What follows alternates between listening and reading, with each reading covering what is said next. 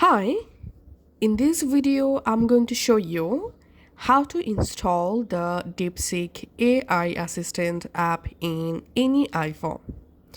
All you have to need, go to your App Store. In App Store, search for DeepSeek, and here you'll find the official DeepSeek AI assistant. Just tap on this download icon,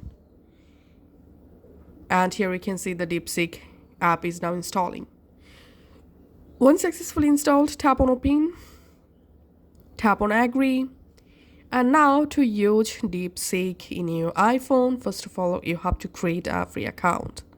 So here just tap on sign up and go ahead and create an account with your email address, or you can just log in with your Google account or your Apple ID by tapping on these two options.